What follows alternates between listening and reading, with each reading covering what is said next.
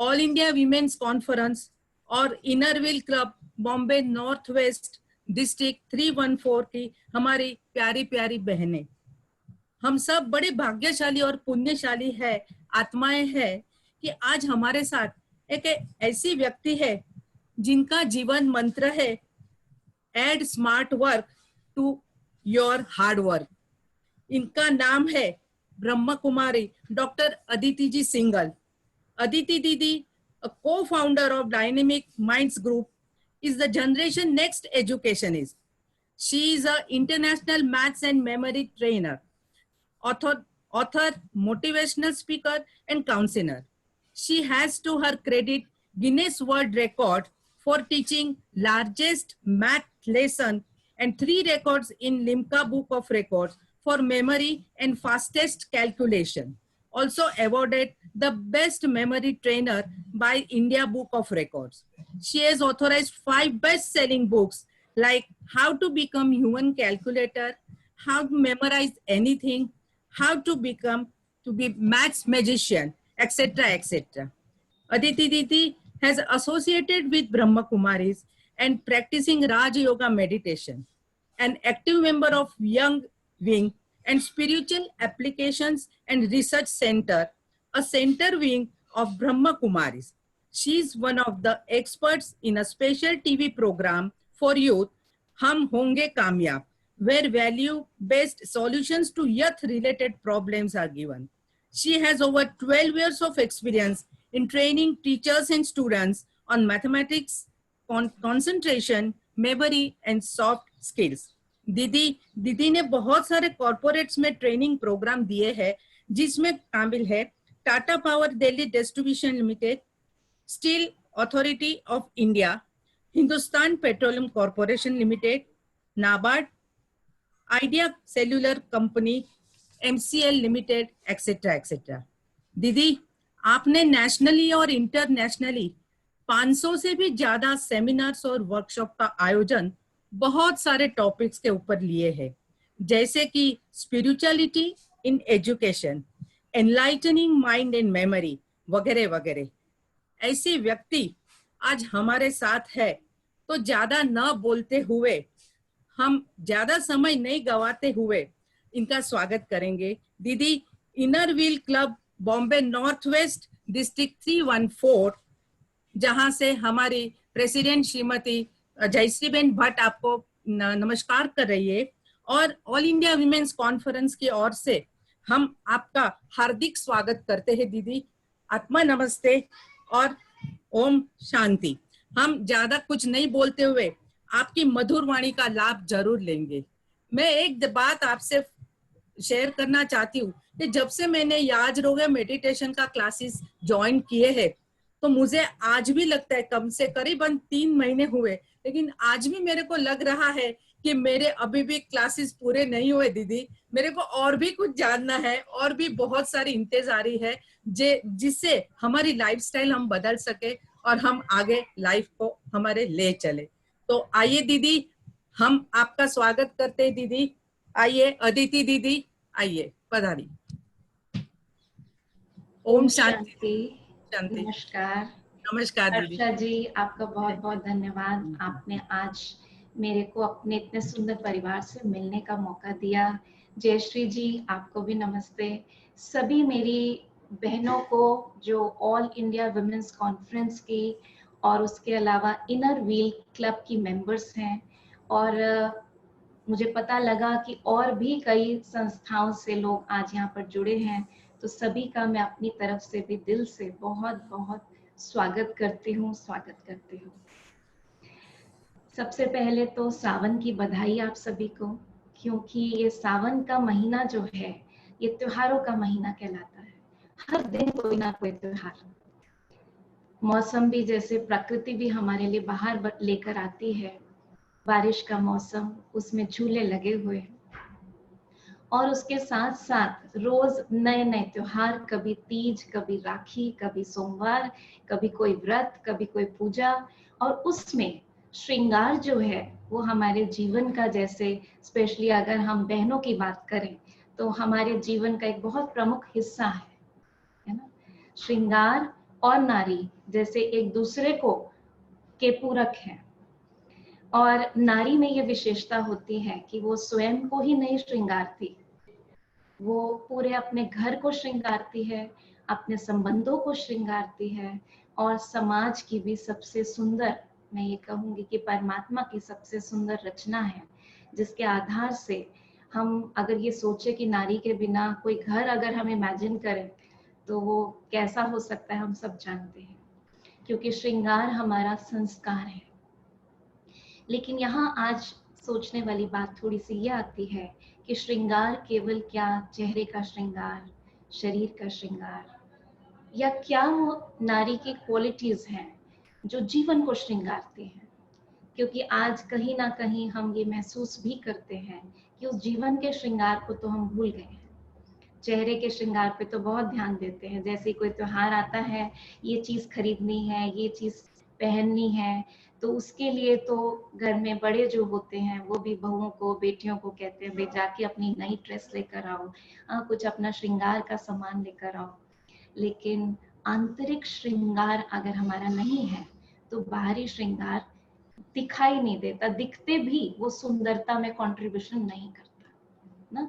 जैसे कि एक लड़की की मान लीजिए शादी होने वाली है और वो ब्यूटी पार्लर में जाती है, पैकेज समझती है कि तो बताते हैं ऐसे फेशियल्स करेंगे, इतना हम ये स्किन ट्रीटमेंट देंगे और फिर ये हम उस दिन मेकअप करेंगे, तो उस रूप से सारा पैकेज बताते हैं। तो जब लड़की वहां जाती है उस पैकेज के लिए तो उसको सबसे पहले इंस्ट्रक्शंस क्या दी जाती है, उसको कहा जाता है कि अब शादी को 4 दिन रह गए हैं, तो आप प्लीज कोई चिंता फिक्र नहीं लीजिएगा, नहीं तो हम कितना भी अच्छा मेकअप कर लें वो चेहरे पे ब्यूटी नहीं आएगी, वो चेहरे पे ग्लो नहीं आएगा।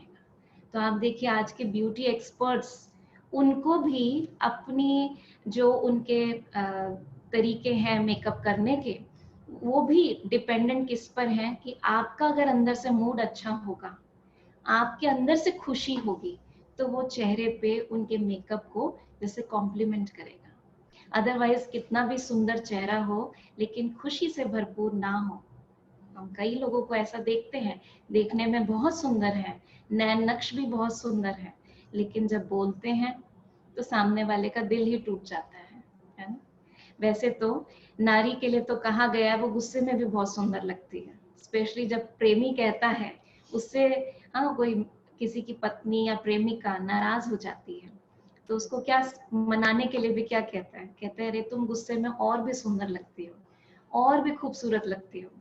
अब वास्तव में गुस्से में तो कोई खूबसूरत नहीं लगता, लेकिन ये उसी तरह बात है कि अब उस टाइम जब गुस्से में है तब तो कुछ और अफोर्ड नहीं कर सकते ना, यही तरीका है। क्योंकि प्रशंसा एक ऐसी चीज है हर व्यक्ति को अच्छी लगती है और वो उसके गुस्से को कम भी कर देती है। तो गुस्से में भी तुम अच्छी लगती हो, लेकिन वास्तव में अगर वो गुस्से में रहे तो किसी को अच्छी ना लगे, है ना उसका स्वभाव अच्छा लगे और ना वो देखने में अच्छी लगे। और इसी के विपरीत हम किसी व्यक्ति को देखते हैं जिसका व्यवहार बहुत सुंदर है, बहुत बोली में मिठास है, तो चाहे चेहरे से इतना सुंदर नहीं होता लेकिन वो सुंदर लगता है, सबको अच्छा लगता है। तो आज के सेशन की शुरुआत में एक कहानी से करना चाहूंगी कि एक किसान था, वो कुएं से रोज मटके भर के लेकर आता था और उसका छोटा सा खेत था, उसमें पानी देता था। तो वो क्या करता था, एक टाइम में 2 मटके उठा सके उसके लिए एक बड़ी सी उसने डंडी ले रखी थी, मजबूत डंडी, और उसके दोनों तरफ अपने 2 मटके वो टांग कर लेकर आता था। तो उसका जो एक मटका था वो तो बिल्कुल अच्छा था, ठीक था, दूसरे मटके में एक पतला सा क्रैक था। तो क्या होता था, जब वो कुएं से पानी भरता था तो जब तक अपने खेत तक पहुंचता था तो जो साबुत मटका था उसका पानी तो वैसे ही रहता था, और जिसमें थोड़ी सी क्रैक था उसमें से पानी हल्का हल्का बूंद बूंद बूंद बूंद टपकता रहता था एक पतली सी धारा के रूप में, और जब तक वो खेत में पहुंचता था वो आधा हो जाता था। अब रोज किसान को भर के तो लाता था, 2 मटके मिलते थे, 1.5 मटके, ऐसे कई ट्रिप वो लगाता था जिससे कि उसके खेत में पानी जा सके। तो जो ये मटका जिसमें क्रैक था ना, तो उसको आया कि मैं अपने जो मेरा मालिक है, मैं उसके काम को इतनी मेहनत करता है लेकिन मेरे क्रैक होने की वजह से उसको पूरा अपनी मेहनत की फल नहीं मिलता। तो एक दिन वो बड़ा उदास होकर किसान से बोला कि तुम क्यों मुझे रोज ढोते हो, मेरे वजन को भी ढोते हो, क्यों नहीं मुझे मिट्टी को मिट्टी में ही मिला देते, कुम्हार से नया मटका गढ़वा लो और जिससे कि तुम्हारी मेहनत का फल तो मिले। तो किसान कहते हैं नहीं नहीं, तुम इतने उदास मत हो, तुम अपने में विशेष हो, तुम्हारे अंदर ये विशेषता है कि तुम जहां जाते हो अपने जल को छिड़कते जाते हो। इसलिए कल जब हम दोबारा से जाएं उस रास्ते पर तो तुम देखना जिस तरफ तुम होते हो उस तरफ की कितनी सुंदर क्यारी बन गई है। क्योंकि उस किसान ने क्या किया था, वो जानता था कि मेरा ये वाला मटका जो है वो लीक करता है, तो उसने उस तरफ की क्यारी में कुछ सुंदर पौधों के, जो फूल वाले पौधे थे, उनके बीज बो दिए थे। और उस रूप से क्या हुआ कि कुछ दिनों में वो पानी पड़ते पड़ते वो सुंदर पौधे बन गए और उनमें से फूल निकल आए और बहुत सुंदर क्यारी बन गई एक साइड पर, और दूसरी साइड कोई क्यारी नहीं थी। तो जब मटके ने ये देखा तो वो बड़ा खुश हुआ कि मेरा, अपने मास्टर के, अपने जो उसका मालिक था उसके बड़े गुणगान गए कि आपने मेरे टूटे होने पर भी मुझे कैसे यूज किया। तो जीवन रूपी यात्रा में भी कई बार जो हम चीजें चाहते हैं अपने जीवन में, जो हमारे ड्रीम्स होते हैं, वो उस रूप से पूरी तरह हमको नहीं मिल पाते जैसा हमने सोचा होता है। और कई बार हम उस टूटे मटके को देखकर ही अपना सारा श्रृंगार बिगाड़ लेते हैं, दुखी होते रहते हैं।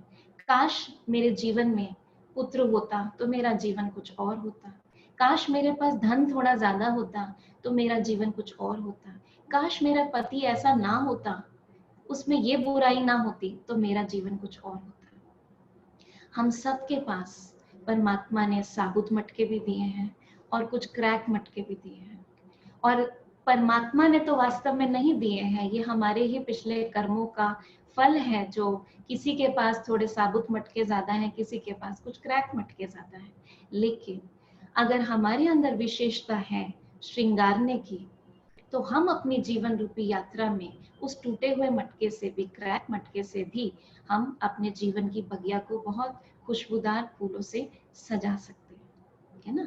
लेकिन हमारा अटेंशन किस चीज पर है, ये बहुत इंपॉर्टेंट है। हमारे उसके, जो उसके अंदर इम्परफेक्शन है उसके ऊपर अटेंशन है, या उसके अंदर छुपी हुई जो उसकी वीकनेस है उसको भी मैं स्ट्रेंथ में कैसे बदल दूं, है ना। तो ये विशेषता हमारे अंदर तो पहले होनी चाहिए, दूसरों के अंदर विशेषता देखने का गुण, ये हमारा श्रृंगार होना चाहिए। जब ये श्रृंगार मेरे अंदर होगा, जब मेरे नैनों में ये श्रृंगार होगा, सिर्फ आंखों में काजल नहीं हो, लेकिन आंखों में दूसरों को देखने की विशेषता भी हो। अगर वो कहते हैं ना कि आप बहुत सुंदर लग रहे हैं, तो दूसरा इंसान क्या कहता है, देखते तो सभी हैं लेकिन तारीफ आप ही करते हैं, because beauty lies in the eyes of beholder, है ना। देखने वालों की आंखें जो हैं वो सुंदर हो तो सुंदरता दिखाई देती है, नहीं तो कमियां तो सारी दुनिया ढूंढती रहती है। तो इसीलिए हमारी आंखों का श्रृंगार जो है वो किसी के अंदर विशेषता देखने का श्रृंगार हो। हमारे कानों का श्रृंगार बस सुंदर सुंदर हमारे कुंडल ही ना हो, उसकी जगह कान जिस के लिए भगवान ने दिए हैं, है ना, सुनने की शक्ति है हमारे कानों में, तो उन कानों के द्वारा कैसी बातें सुने, ऐसी बातें सुने जो जीवन को आनंद से भरे, ज्ञान युक्त बातें सुने, जो किसी के बारे में अच्छाइयों को हम अपने जीवन में धारण कर सके। हाँ, लेकिन आसपास क्योंकि बुराइयां इतनी हैं तो सारा दिन बातें ही क्या होती हैं। आपने देखा होगा जब से कोविड-19 आया तो तब से सारा दिन समाचार आप सुन लीजिए, न्यूज़पेपर आप पढ़ लीजिए, व्हाट्सएप आप देख लीजिए, क्या सारा दिन हम मैसेजेस देख रहे हैं, है ना। और एक टाइम तो ऐसा आया था कि वाकई ही हर मनुष्य जैसे इस न्यूज़ को देखते देखते इतना कंज्यूम कर लिया था नेगेटिविटी को कि ना चाहते हुए भी हम पॉजिटिव नहीं सोच पा रहे थे। आई नो, बिकॉज मैं तो इतना न्यूज़ नहीं देखती हूँ, मुझे ये चीज़ पहले से ही पता है कि जो देखेंगे, जो कानों से सुनेंगे, सब कुछ हमारे अंदर जा रहा है। तो इन्फेक्शन वाला फूड खाएंगे तो पेट में गड़बड़ होगी होगी, ऐसे ही इन्फेक्शन वाली न्यूज़ भी अंदर जाएगी तो कुछ ना कुछ तो अंदर हलचल मचाएगी। तो मैं तो नहीं देखती, लेकिन मेरे पास इतने फोन कॉल्स आते हैं, इतने केसेस ऐसे आते हैं कि हम क्या करें, चाहकर भी हम पॉजिटिव नहीं सोच पा रहे हैं। लेकिन उसकी वजह क्या है, सारा टाइम किसी पावरफुल, किसी आप ये समझो कि कोई पहलवान है, उसको भी सारा दिन हम बासी खाना खिलाएंगे या इन्फेक्टेड फूड खिलाएंगे तो उसके शरीर की इम्यूनिटी भी कम होती चली जाएगी। ऐसे ही कानों से भी या आंखों से भी जो हम इंफॉर्मेशन लेते हैं, तो उसको भी जैसे कहते हैं ना कि पानी पियो छान के, और गुरु बनाओ जान के। हर किसी को गुरु भी नहीं बनाना चाहिए। तो गुरु बनाने का क्या मतलब है, किसी व्यक्ति से नहीं है। गुरु क्या देता है, ज्ञान की बात देता है। तो ज्ञान की बात को भी परख के जीवन में लेंगे, सही बात को बुद्धि में लेंगे। इस पे मुझे एक छोटी सी कहानी याद आ रही है। एक व्यक्ति था, बहुत समझदार था, बुजुर्ग था। तो उसके किसी दोस्त ने कहा आकर कि तुम्हें पता है तुम्हारे बारे में लोग क्या बातें कर रहे हैं, क्योंकि वो किसी ऑर्गेनाइजेशन का प्रेसिडेंट था। अब प्रेसिडेंट्स जो होते हैं कई फैसले भी लेते हैं, कई काम भी करते हैं आगे बढ़कर, तो उनके बारे में बातें भी बनती हैं, अच्छी भी बनती है तो बुरी भी बनती हैं। तो उन्होंने वो आकर बोले, क्योंकि क्लोज फ्रेंड थे, बोले पता है तुम्हारे बारे में क्या बातें चल रही हैं। तो उसने कहा कि नहीं मैं तो नहीं जानता, मैंने तो कुछ नहीं सुना। कहते मैं वही तो बताने आया हूँ, तुम तो सीधे से हो, तुम्हें तो कुछ पता नहीं है। अब ये व्यक्ति बड़ा समझदार था, तो इसने पूछा कि जो तुम बात बता रहे हो क्या ये सच है, 100% सच है। तो बोला कि नहीं मुझे ये नहीं पता ये सच है या नहीं सच है, मेरे को भी किसी ने बताई है और ये सब लोग आपस में बात कर रहे हैं, तो तुम्हें तो जानना ही चाहिए तुम्हारे बारे में क्या बात हो रही है। वो बोले अच्छा ये बताओ क्या ये बात मेरे बारे में जो फैल रही है वो बुरी है या अच्छी है।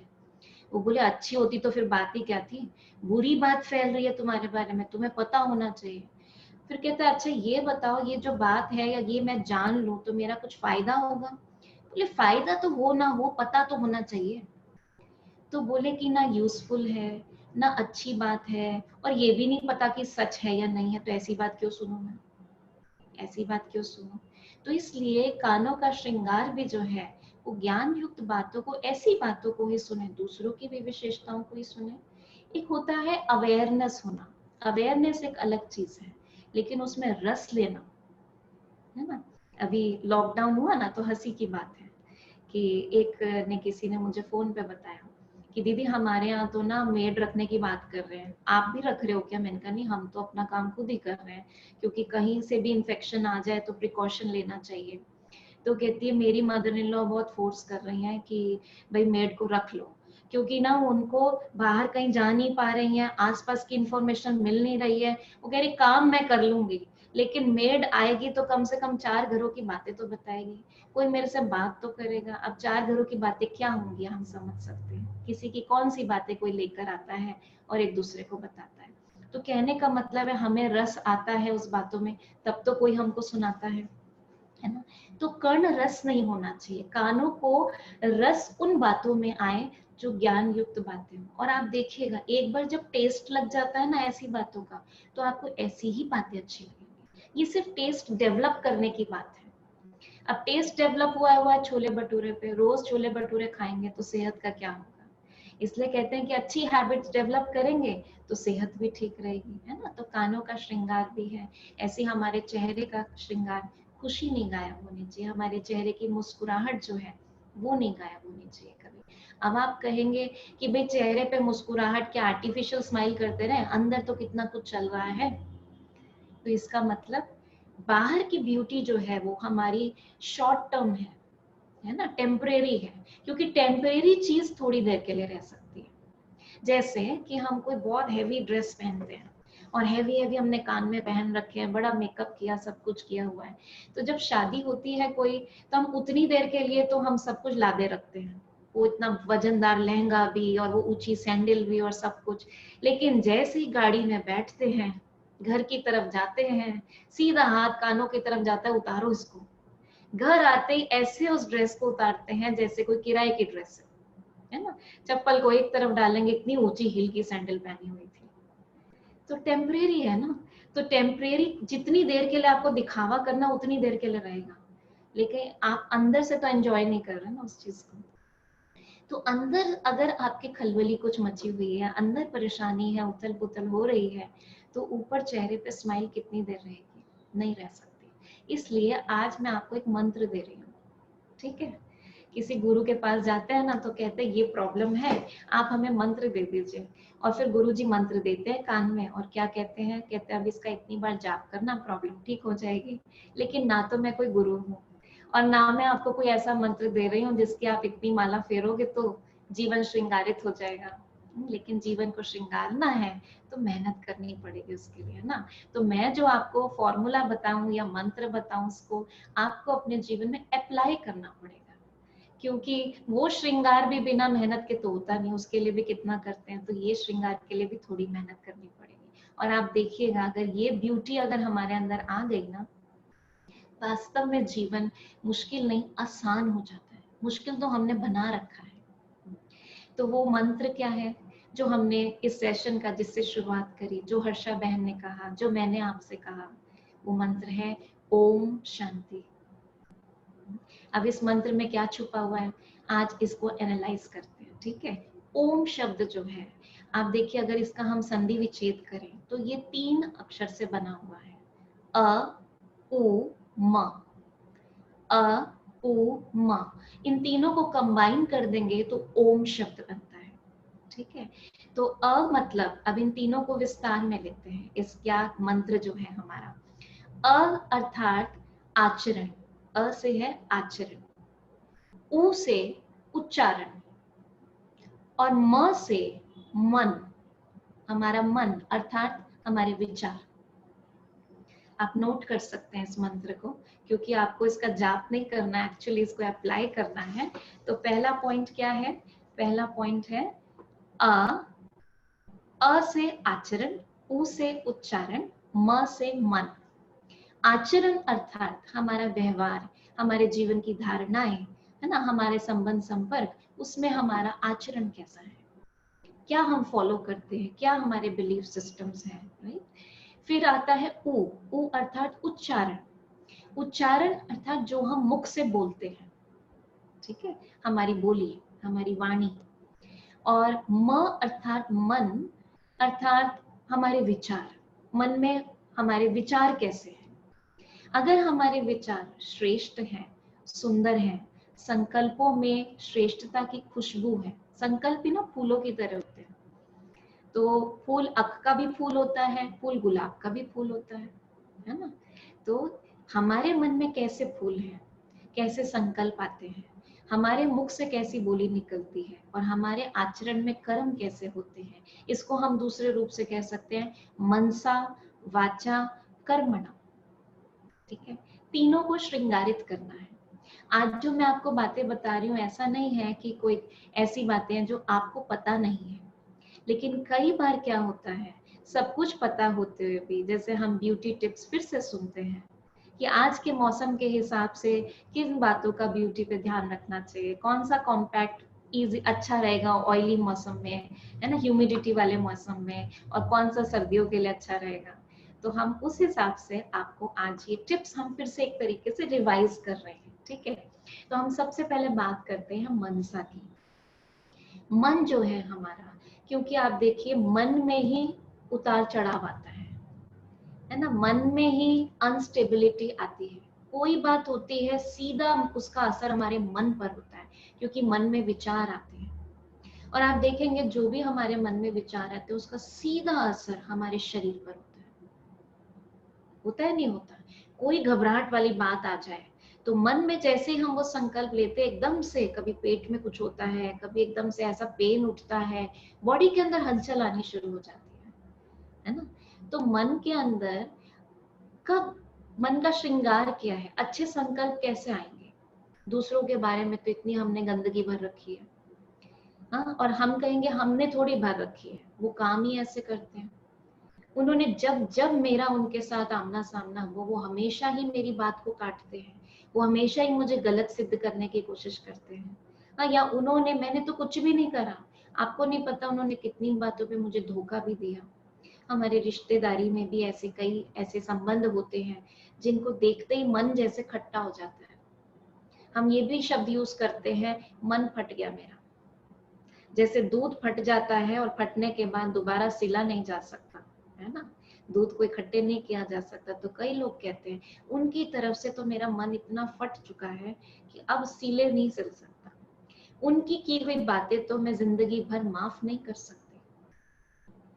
तो जब हमने अपने मन में इतना कुछ रखा हुआ है, चाहे गलती उनकी थी, उन्होंने तो गलती करी, लेकिन हमने उनकी गलती को अपने मन में जगह दे दी, और उसको थोड़े टाइम के लिए नहीं, हमने ये ठान लिया कि मरते दम तक मैं इसको निकालूंगी नहीं, तो घर किसका गंदा हुआ?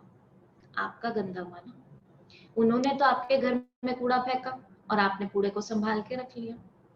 एक छोटा सा एक उदाहरण देती हूँ, एक एनालॉजी देती हूँ जिससे थोड़ा सा ये बात समझ में आएगी। क्योंकि कई बार कुछ दुख भरी यादें ऐसी होती हैं, किसी का किया हुआ इतना हमको अंदर परेशान करता है कि हम चाहते हुए भी भूल नहीं पाते।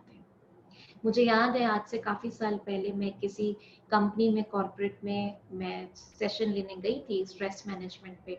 तो वहां पे उन्होंने कुछ मेमोरी टिप्स भी कहा, तो मैंने वो भी उनको दी।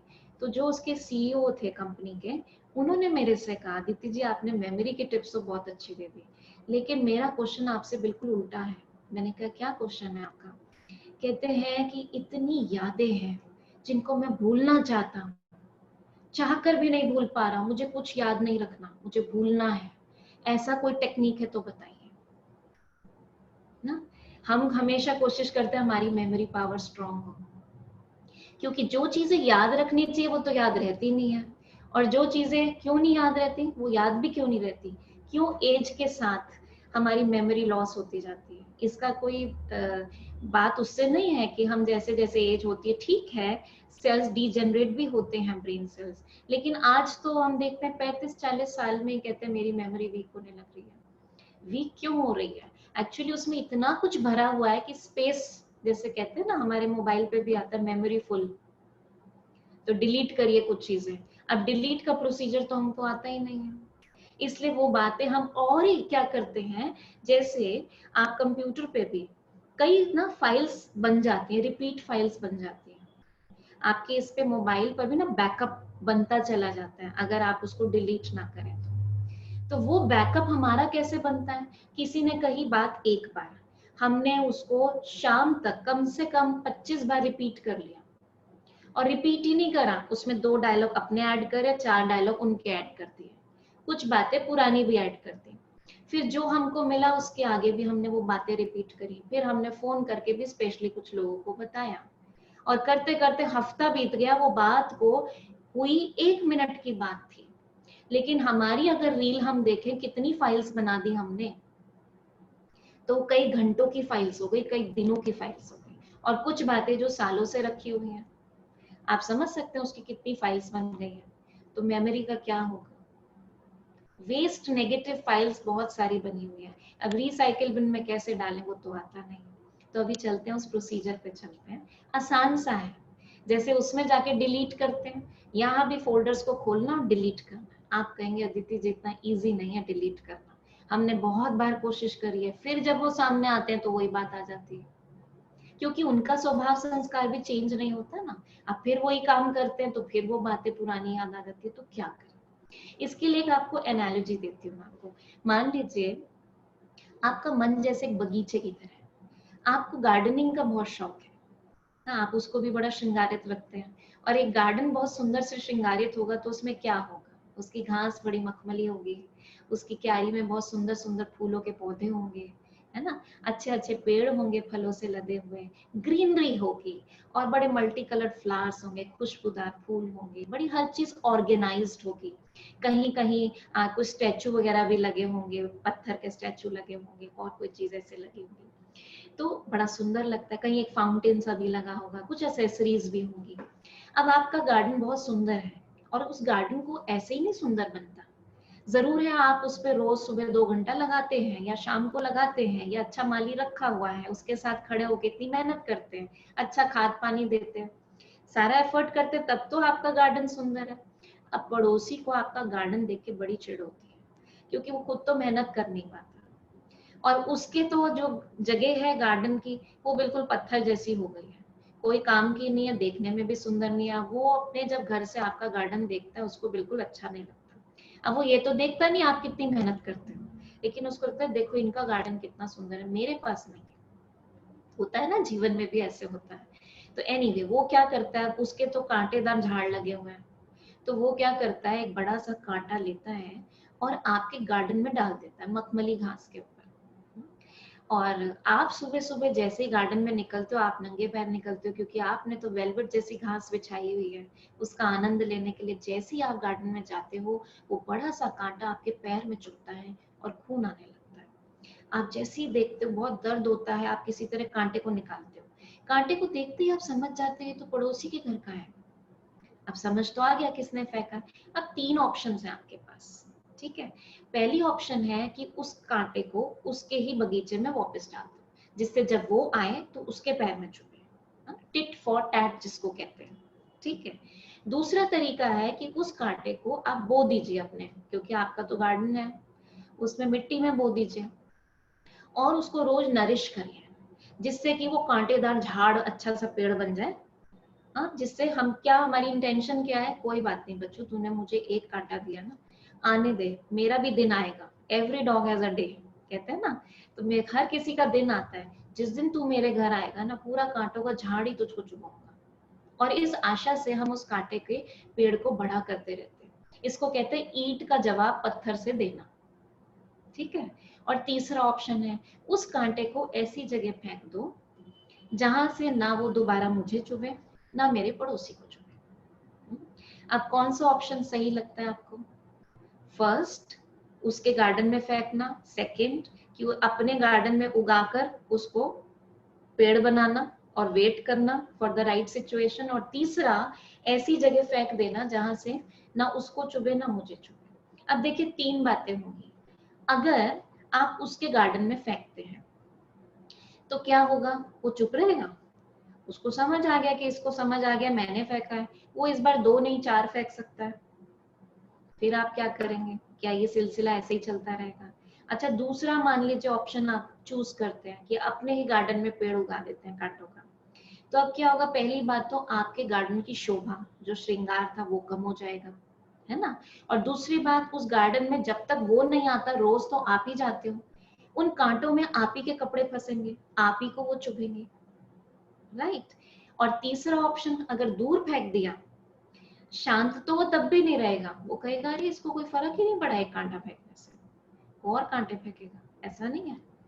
अब नाउ इट्स माय चॉइस, मैं फर्स्ट करूं, सेकंड करूं, थर्ड करूं, क्या करना चाहिए?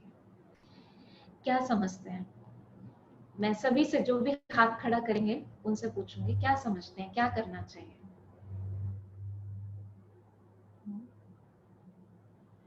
और कुछ हाथ? जयश्री बहन, चलिए बताइए, जयश्री बहन बताएंगी first option, second option, third option. Unmute करना पड़ेगा आपको, अनम्यूट कीजिए आप।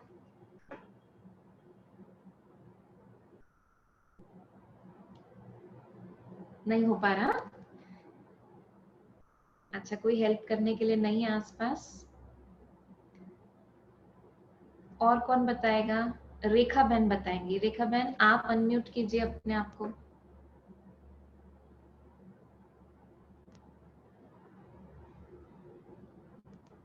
नहीं आ रहा आपको भी? अच्छा, कोई बात नहीं। अनु बहन, आप अनम्यूट करिए, आपने हैंड रेज कर रखा है, आप अनम्यूट कीजिए अपने आप को। Hello, hi ma'am. हाँ, हेलो बेटा। जैसे आपने बताया, इसमें जो थर्ड ऑप्शन है वही सबसे बेस्ट है कि हम जगह फेंक दें जहां से ना मुझे चुभे ना उनको चुभे।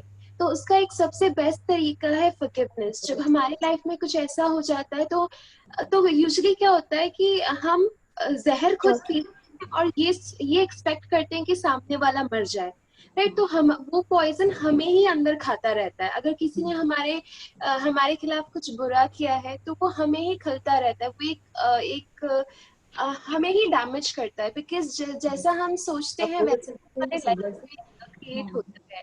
थैंक यू अनु बहन, आपने बहुत अच्छा बताया कि थर्ड ऑप्शन पे जाना चाहिए। थ्योरेटिकली तो ये सही है ना।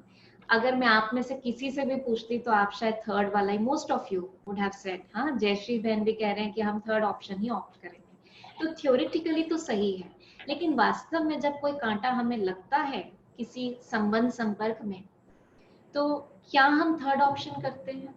जैसे अनु बहन ने कहा कि फॉरगिव कर देना चाहिए। बेसिकली थर्ड ऑप्शन मतलब है फॉरगिवनेस। फर्स्ट ऑप्शन मतलब है tit for tat, second option मतलब है ईंट का जवाब पत्थर से देना, और तीसरे ऑप्शन का मतलब है माफ कर देना। ठीक है ना? लेकिन क्या हम माफ कर पाते हैं? इसी बात पे तो सारी कहानी चल रही है कि माफ कर नहीं पाते, चाहते हुए भी कर नहीं पाते। अब इसको इस रूप से जब हम देखते हैं कि फायदा हमारा किस में है, हम हमेशा दूसरे के एंगल से देखते हैं। अब थोड़ा सा सेल्फिश हो जाए यहाँ पर, हम अपना फायदा देखें कि हमारा फायदा किस में। जैसे अभी अनु बहन ने बोला कि हम जब तक वो पॉइजन अंदर रखते हैं ना, तो वो हमें ही नुकसान पहुंचाता है, हमें ही दर्द देता है, वो कांटा हमको ही चुभता है। तो हमें माफी देनी है, उनके लिए नहीं, अपने लिए माफी देनी है, क्योंकि I want to get rid of this pain, और मुझे अगर उस पेन से मुक्ति पानी है तो वो कांटा मुझे निकालना पड़ेगा। अगर कोई कांटा मेरी उंगली में चुभ गया है, कैसे निकलेगा? अंदर घुस गया है। कई बार होता है ना, लकड़ी में कोई चीज निकली होती है, वो फांस से घुस जाती है, फिर उसके लिए क्या करना पड़ता है? एक और नीडल लेनी पड़ती है, कोई पिन लेनी पड़ती है, जिससे हम उसको निकालते हैं। राइट? एक कांटा दूसरे कांटे को निकालता है। समझ रहे हैं आप बात को, है ना? तो इसी तरीके से हमको भी कोई अगर कांटा अंदर है, अगर वो अंदर रहेगा, आप सोचिए छोटी सी फांस जो होती है वो कैसे मुश्किल कर देती है, कितना पेन करती है। और ये वाले कांटे जो हमने इतने बड़े बड़े कांटे अपने दिल में रखे हुए हैं, ये हमारे दिल को कितना चीरते हैं, कितना हर्ट करते हैं, और उसका इल्जाम हम सामने वाले को देते हैं। वास्तव में अगर आप लॉजिकली सोचें, उसने सिर्फ एक बार हर्ट किया था, सालों से थाउजेंड्स ऑफ टाइम्स मैंने हर्ट किया है, तो ब्लेम किसके ऊपर जाना चाहिए? उसके ऊपर या आपके ऊपर? और जब हमने ही पकड़ के रखा है, इसको स्पिरिचुअलिटी की भाषा में कहते हैं छोड़ो तो छूटे। अब एक पक्षी है, उसने अपने पंजों से डाली को कस के पकड़ रखा है और कहते हैं मैं उड़ नहीं पा रही, मैं उड़ नहीं पा रही हूँ। तो परमात्मा क्या कहता है उसको? परमात्मा कहता है अरे भाई तुम अपने ये खोलो ना, पंजा खोलो और फिर उड़ो, तो उड़ पाओगे। अब कस के तो हमने पकड़ रखा है बातों को, और हम कहते हैं कि हम भूल नहीं पा रहे, भूल नहीं पा रहे। भूलेंगे कैसे? देखिए उसका भी लॉ है, फॉरगिव एंड फॉरगेट। जब तक फॉरगिव नहीं करेंगे, फॉरगेट नहीं कर सकते, भूल नहीं सकते। भूलने के लिए माफ करना पड़ेगा पहले, तभी नेक्स्ट स्टेप जाएगा कि आप उसको भूल जाएंगे। ठीक है? तो भूलने के लिए माफ करना पड़ेगा। माफ करने के लिए बहुत सारी बातें, बहुत सारी क्लैरिटी चाहिए, स्पिरिचुअल ज्ञान चाहिए, जो हमें क्लैरिटी देता है हमारे साथ ये सब क्यों हो रहा है, क्यों हमारे साथ किसी ने बुरा किया, क्या हमारा उसका पास्ट था। केवल इस एपिसोड की बात नहीं है, जो प्रेजेंट है सिर्फ उसकी बातें नहीं होती, हमारी बहुतों के साथ पीछे कर्मों के खाते होते हैं। जब हमें ये सारा ज्ञान पता लगता है तो क्लैरिटी आती है कि क्यों मेरे साथ ये हो रहा है। फिर हम, हमारी जो उंगली होती है वो उसकी तरफ नहीं होती, समझ आता है कि we are to blame for it. और जब उस सत्यता को हम समझते हैं तो कंट्रोल जैसे हमारे हाथ में आ जाता है, माफ करने का। तो ये बहुत गहराई वाली बात है। आज थ्योरी में तो हमने सबने कह दिया third option is the best option, लेकिन प्रैक्टिकल में इसको कैसे लेकर आना है, उसके लिए थोड़े और गहरे ज्ञान की जरूरत है। उसका सोर्स भी मैं बताऊंगी आपको। तो पहली बात यह है कि मेरा मन जो है वो खूबसूरत गार्डन है, उसका माली मैं हूँ, उसका केयर टेकर मैं हूँ। उसके अंदर आने वाले जो संकल्प हैं, थॉट्स हैं, उसकी क्रिएटर मैं हूँ। सामने वाले ने कुछ भी किया, लेकिन मुझे अपने बगीचे के अंदर फूल ही चाहिए। मेरे बगीचे के अंदर खुशबूदार फूल होने चाहिए, अर्थात मेरे संकल्पों से खुशबू आनी चाहिए जो दूसरों के लिए भी कल्याणकारी हो और मेरे लिए भी कल्याणकारी हो। इसके लिए चाहिए बहुत गहरा ज्ञान चाहिए, समझ चाहिए, क्योंकि ये बात ऐसे नहीं है कि आपको पहले नहीं पता था, हाँ माफ कर देना चाहिए, लेकिन माफ नहीं कर पा रहे ना, उसके लिए शक्ति चाहिए, ज्ञान और शक्ति दोनों चाहिए। जैसे आजकल के बच्चे हैं, देखिए लॉकडाउन के टाइम में तो और भी ज्यादा एडिक्ट हो गए हैं बिल्कुल मोबाइल्स के। और ऐसा नहीं है कि वो जानते नहीं है, वो खुद जानते हैं कि ये जो हम सारा दिन मोबाइल यूज कर रहे हैं, इससे हमारा टाइम वेस्ट हो रहा है, इससे हमारी आंखें खराब हो रही है, हमारी मेंटल एनर्जी ड्रेन हो रही है, हमारी पढ़ाई का नुकसान हो रहा है, हम अपने लक्ष्य से ऑफ ट्रैक जा रहे हैं। सारी बातें पता है, सारी बातें पता है। मुझे इस बात पे एक बात याद आई, एक डॉक्टर साहब बता रहे थे, कहते हैं कि मैंने एक शराबी था, मैंने उसको बताया कि भाई नहीं तंबाकू खाता था, मैंने उसको बताया कि तंबाकू से क्या क्या नुकसान होता है। तो जैसे ही मैं बताने लगा तो वो तंबाकू खाने वाला उसने बताया, डॉक्टर साहब मैं बताता हूँ। उसने इतना डिटेल में सारी बातें बताई कि तंबाकू खाने से क्या क्या हो सकता है। तो ऐसा नहीं तंबाकू खाने वाला, शराब पीने वाला, मोबाइल यूज करने वाला, किसी भी आदत या ये नेगेटिविटी अपने अंदर रखने वाला वो ये नहीं जानता कि ये मुझे नुकसान दे रहा है। जानते हैं, लेकिन शक्ति ना होने के कारण ओवरकम नहीं कर पाते। अपने ही संस्कारों से हम परेशान होकर उसकी ही पेन में हम जैसे ना तड़पते रहते हैं। तो उसके लिए शक्ति की भी जरूरत है। तो ये तो बात हुई मनसा की कि मन जो है वो हमारा, उसके अंदर जो है खुशबूदार फूल होंगे, संकल्प अच्छे होंगे तो हमारा मन श्रृंगारित रहेगा। उसके लिए आपको एक बात कहूंगी मैं, जैसे हम फेस का फेशियल करते हैं, चलिए फेशियल भी छोड़िए, वो तो हम औरों से ज्यादा कराते हैं, लेकिन रात को सोने से पहले एक अगर जो अपने ब्यूटी का ध्यान रखते हैं, स्किन का ध्यान रखते हैं, मुंह धो के सोते हैं। ठीक है, मुंह धो के सोते हैं और मुंह धोते हैं क्लींजिंग मिल्क से, अपने मुंह को साफ करते हैं। कई लोग तो बाहर से होकर आते हैं तो डीप क्लींजर भी यूज करते हैं, स्क्रबर यूज करते हैं, स्क्रब करते हैं और उसके बाद मॉइस्चराइजर लगा के फिर सोते हैं।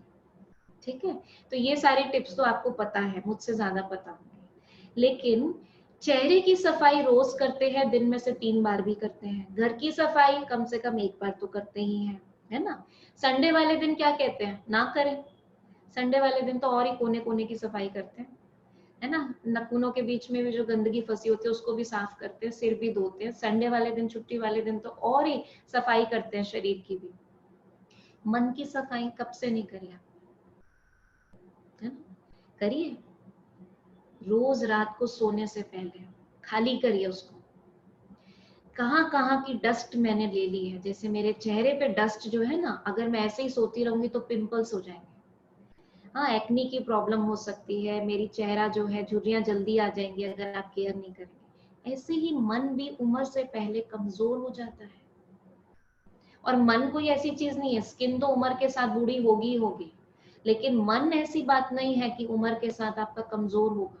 और ही जैसे कहते हैं कि मजबूती आनी चाहिए मन के अंदर, अगर आपको ठीक से अपने मन को यूज करना आता है तो, क्योंकि अनुभव इतने ऐड हो जाते हैं। लेकिन हर अनुभव जीवन का मुझे अगर कमजोर करता गया तो मेरा मन, जब मेरी उम्र आगे बढ़ती जाती है तो मन और कमजोर होता चला जाता है। फिर मैं बीमारियों की शिकार हो जाती हूँ, फिर मैं छोटी छोटी बातों को सहन नहीं कर पाती, छोटी छोटी बातें मुझे तकलीफ देने लगती है, मेरा मन उदास होने लगता है। फिर मुझे लगता है मैं अपनी बात किससे कहूँ, हर कोई तो लाइफ में बिजी है अपने।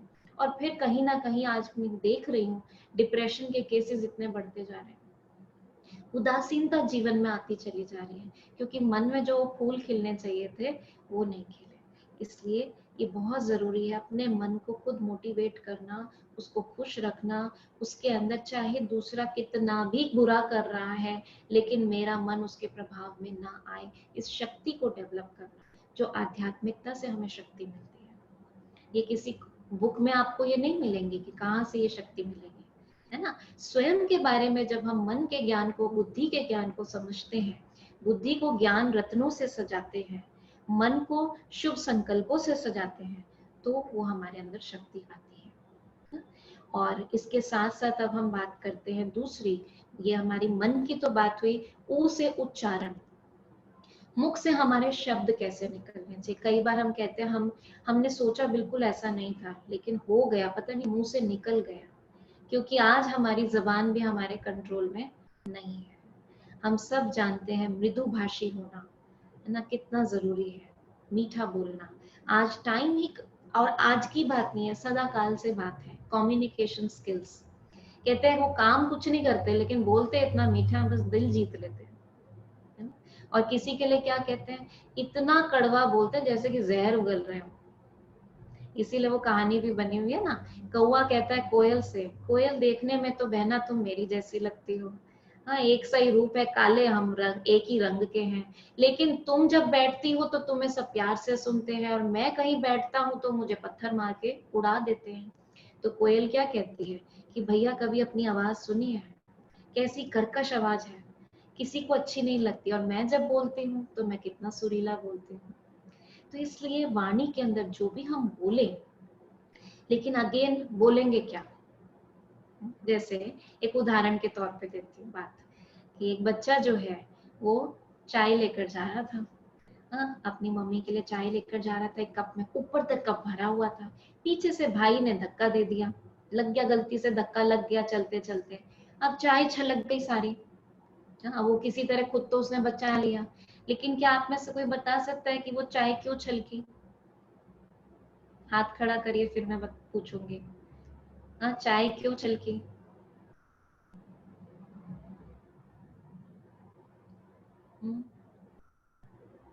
हाँ, आप बताइए, आपको अनम्यूट करना आता है? राकेश पुरी नाम से जो आ रहे हैं, अनम्यूट करना नहीं आता। हाँ, अच्छा, और कौन बताएगा? भावना मैम बताएंगी? मैं चाहती हूँ जो आपके ऑल इंडिया वुमेन्स कॉन्फ्रेंस के जो जिन्होंने ज्वाइन किया वो आंसर दें। भावना मैम बताएंगे? हाँ, आपका अनम्यूट हो गया, बताइए। ऊपर चाय क्यों गिरी उसमें से? हाँ, चाय का कप पूरा ऊपर तक भरा हुआ था। अच्छा, तो कप जो है थोड़ा प्रेस हो गया चाय। हाँ, तो प्रेस हो गया, इस वजह से चाय गिर गई। हाँ, ठीक बात है, आपका आंसर तो वैसे बिल्कुल ठीक है। अच्छा, अगर मान लीजिए मैं इसको, इस क्वेश्चन को इस रूप से, आप हो सकता है, अब काफी सारे हाथ खड़े हो रहे हैं। अच्छा, जरना बहन का भी हाथ खड़ा हो रहा है, मैं आपसे पूछना चाहूंगी।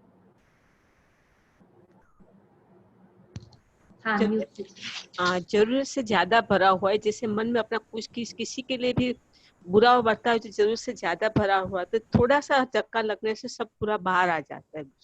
ठीक बात है, बिल्कुल आपकी भी बात, आप आंसर सभी ठीक दे रहे हैं, बट मोस्ट इम्पोर्टेंट बात जो मैं आपको इस पर एग्जाम्पल से बताना चाहती हूँ वो ये, चाय इसलिए झलकी क्योंकि उस कप में चाय थी। अगर उस कप में ऑरेंज जूस होता तो ऑरेंज जूस गिरता, उस कप में कॉफी होती तो कॉफी गिरती, जो उसके अंदर होगा वही गिरेगा ना। तो आपने भी बात बिल्कुल सही कही कि ऊपर तक भरा होता है तो हल्की सी ठेस से निकल जाता है, लेकिन जो भरा होगा गिरेगा तो वही ना, निकलेगा तो वही ना। तो इसलिए हमारे अंदर हमने क्या भर रखा है? ऊपर का श्रृंगार तो कर लिया, लेकिन मन के अंदर किसी के लिए कड़वाहट भर रखी है, तो उसके विषय में जब भी हम बात करेंगे या सोचेंगे, हमारा मन कड़वाहट से भर जाएगा और हमारे बोल में आएगा ही आएगा। आप कहेंगे नहीं, हम उनके सामने कभी शो भी नहीं करते, उनके सामने नहीं शो करते, लेकिन जैसे ही वो सामने से हटते हैं किसी दूसरे के सामने, हम जरूर उस कड़वाहट को निकालते हैं ना, क्योंकि कड़वाहट अंदर भी तो नहीं रहती ना, अच्छी चीज तो अंदर रह जाएगी, जो ऐसी चीज होगी, इन्फेक्शन वाली चीज होगी, वो अंदर भी नहीं रहेगी ज्यादा समय, वो किसी ना किसी के आगे निकलेगी। तो हमने क्या किया? हमने जब वो कड़वाहट बाहर निकाली तो वो कहीं ना कहीं घूमकर हमारे पास आएगी ही आएगी, क्योंकि ये भी हमारा कर्म बन जाता है। किसी की ग्लानि करना, जैसे बिल्कुल ये उसी तरह गुंबज होता है ना, डोम होता है, आप ऐसी जगह पे जाके आवाज लगाओ तो 4 गुना होके वापस आपके पास ही आती है। इसी रूप से हम जब किसी की बुराई भी करते हैं अपने मुख से, किसी के बारे में गलत बात भी बोलते हैं, तो वो गुंबज की तरह वापस आती है, कहीं ना कहीं से बात उनके पास पहुंचेगी जरूर, और जब पहुंचेगी तो इतना ट्विस्ट होके पहुंचेगी, इतना मिक्स होकर पहुंचेगी कि आपकी ओरिजिनल बात तो शायद सच भी होगी, और जो बात पहुंचेगी वो सारी झूठ पहुंचेगी, सारी चेंज हो जाएगी। और फिर वो कहेंगे, अच्छा उन्होंने मेरे लिए ऐसा कहा, आपने तो एक बात कही होगी, वो आपके लिए 10 बातें कहेंगे। तो जो हम निकालते हैं वो वापस हमारे पास भी आता है। तो वाणी हमारी कैसी हो, बोल हमारे कैसे हो, कहते हैं इसीलिए भगवान ने आंखें 2 दी है, कान 2 दिए हैं, नासिका में भी 2 होल दिए हैं, लेकिन होठ भी 2 दिए हैं, लेकिन जीभ 1 दी है। इसीलिए परमात्मा में शिक्षा देते हैं, कम बोलो, धीरे बोलो और मीठा बोलो। ये फॉर्मूला है, कम बोलो, धीरे बोलो, मीठा बोलो। सामने वाला कितनी भी उत्तेजना से बोल रहा, आप धीरे बोलो, आप देखो वो अपने आप ठंडा हो जाएगा। एक बार तो उसको गुस्सा आएगा, ठंडा हो जाएगा, और आप मीठा बोलो, उसी बात को चाहे 4 बार कहना पड़े, लेकिन आप मीठा बोलो, आप अपनी मिठास नहीं बदलो। क्यों? क्योंकि अंदर, और उसके लिए जरूरी क्या है? दूसरे के लिए शुभ भावना रखनी बहुत जरूरी है। शुभ भावना हमारा श्रृंगार है, आंतरिक श्रृंगार है, मेरे मन का श्रृंगार है। हर एक के लिए शुभ भावना होगी तो मेरे मुख से भी शुभ निकलेगा। इसीलिए कहते हैं ना, गुड़ भले कोई ना दे, गुड़ जैसी बात तो दे दे, है ना। बोली के अंदर हमारी इतनी मिठास होनी चाहिए, किसी की गलतियों को पॉइंट आउट ना करके उसकी विशेषताओं को देखकर उसका पहले हम बात करें। कई बार कई लोग कहते हैं जी देखो मैं तो जो बोलती हूँ सच बोलती हूँ, मेरे को आदत है, मैं सच बोलती हूँ, सच का ही साथ देती हूँ। ठीक है, परमात्मा हमें सिखाते हैं सच बोलो, अच्छी बात है, सच ही का साथ देना चाहिए, लेकिन सत्यता भी सभ्यता से बोलो, सभ्यता से बोलो, क्योंकि सभ्यता आपका श्रृंगार है। एक तरफ सत्यता गुण है आपका, सत्यता का साथ देना आपकी शक्ति है, तो सभ्यता आपका श्रृंगार है। आप उस श्रृंगार के बिना कोई वाणी में कोई बात बोलते हो तो वो बात अच्छी नहीं लगती, सुंदर नहीं लगती, है ना। मान लीजिए कोई व्यक्ति बहुत जिद्दी है, अपनी बात को ही ऊपर रखता है।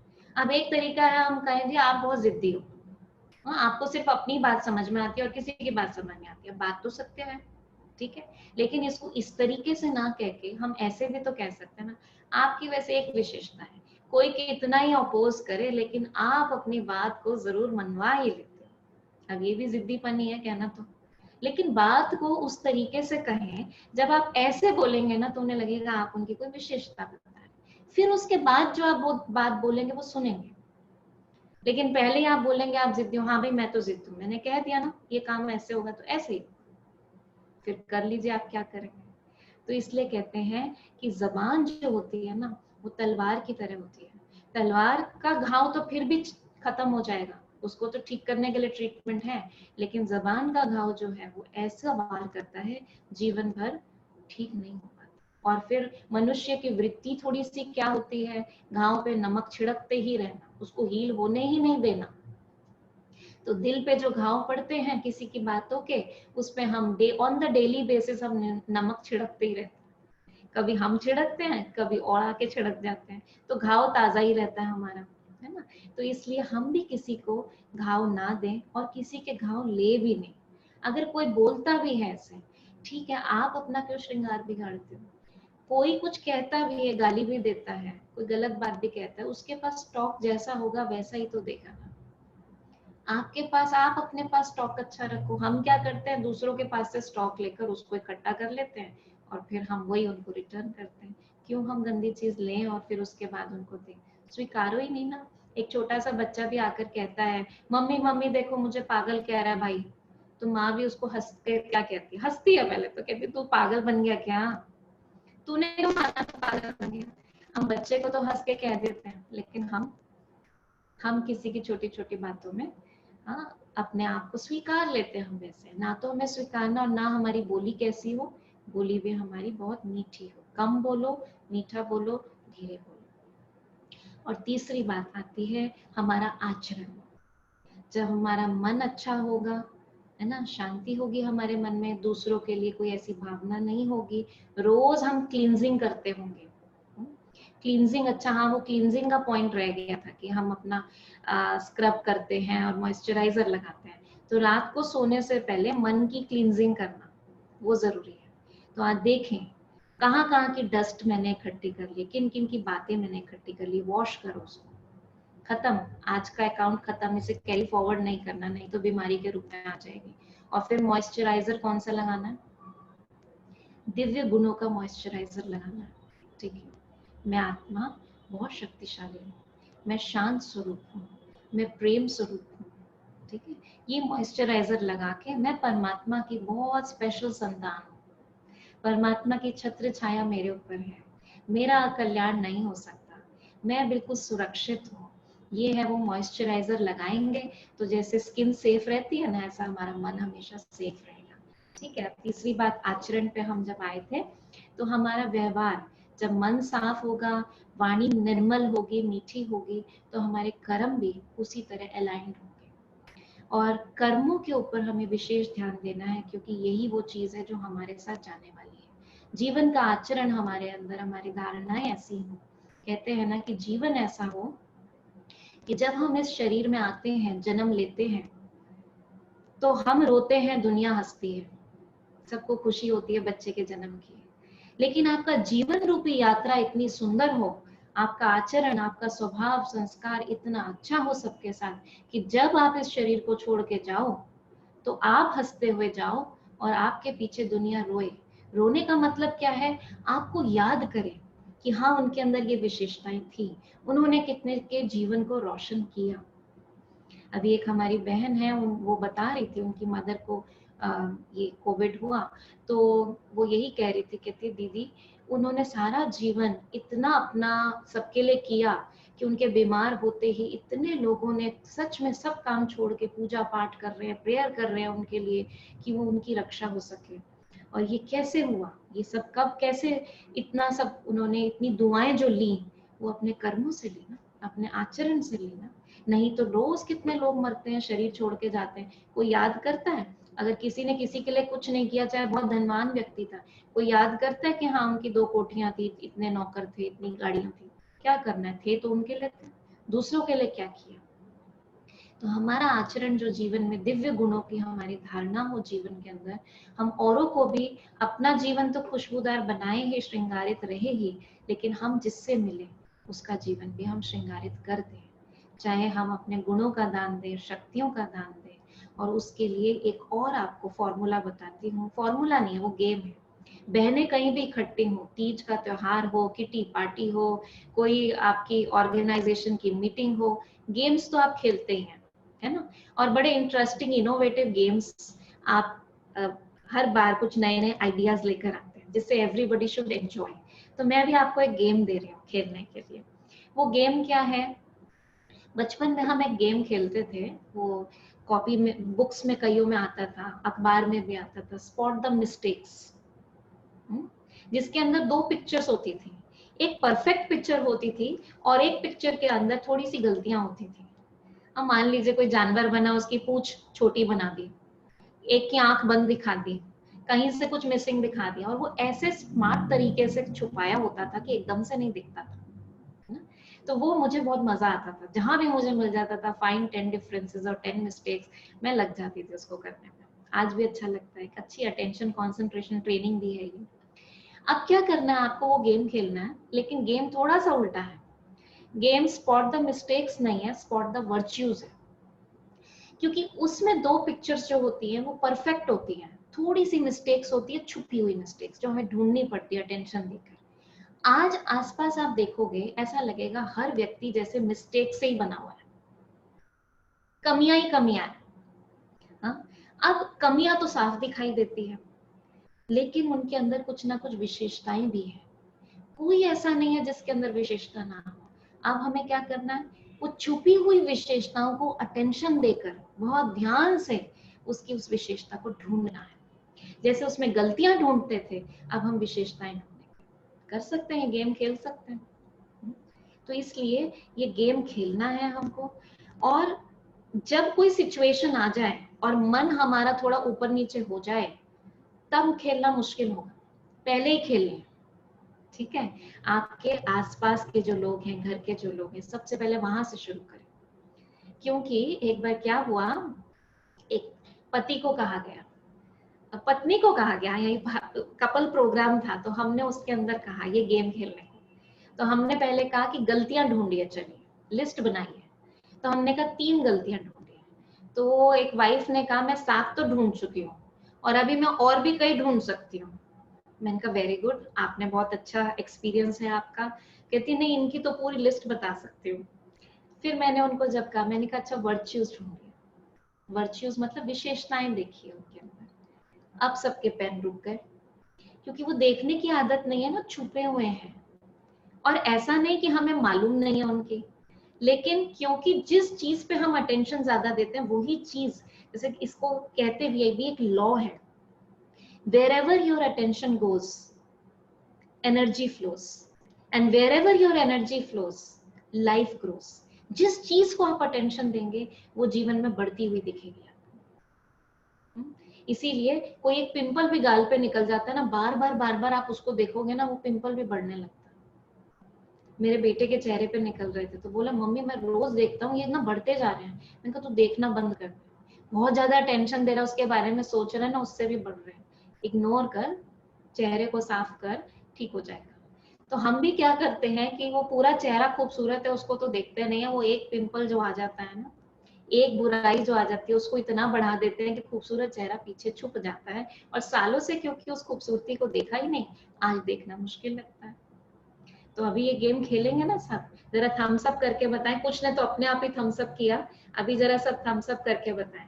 अच्छा, ऐसा तो नहीं कोई कहेगा आपको नहीं पता दीदी, मेरे हस्बैंड को मैं बहुत सालों से जानती हूँ, एक भी विशेषता नहीं है। ऐसा भी हो सकता है कोई आप में से कोई कहे, वैसे तो मुझे नहीं लगता कि आप में से कोई ऐसा कहेगा। तो एक्चुअली जरूर हमारे देखने में कुछ कमी है, ठीक है। हमें अपनी देखने की नजर चेंज करनी होगी। आप देखो, एक टेररिस्ट होता है, अच्छा काम करता है क्या? कोई कहेगा? कोई भी नहीं कहेगा कि टेररिस्ट अच्छा काम करता है।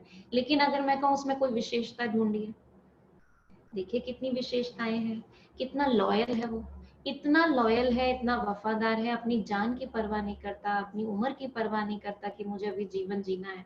लेकिन क्या करता है, अपने जो भी उसको काम दिया गया है, चाहे गलत काम कर रहा है लेकिन करता है। डेयरिंग कितना है, हिम्मत कितनी है उसके अंदर, अपनी जान की भी परवाह नहीं करता। तो इस रूप से विशेषताएं तो उसके अंदर भी है, बस चैनलाइज गलत हो गई हैं उसकी शक्तियां। अगर यही शक्तियां देश की प्रोटेक्शन के लिए शुरू हम कर दें तो कितने अच्छे से वो, देखो कितना अच्छा अपने देश की रक्षा कर सकता है। तो कहने का मतलब ये है, विशेषताएं तो किसमें नहीं है ना, सब में है। तो ये गेम जरूर खेलेंगे और हर समय इसको चिंतन में लेकर आए। इसके पीछे भी हमारा स्वार्थ है। स्वार्थ क्या है? जो हम देखते हैं वो हम अपने अंदर समाते हैं।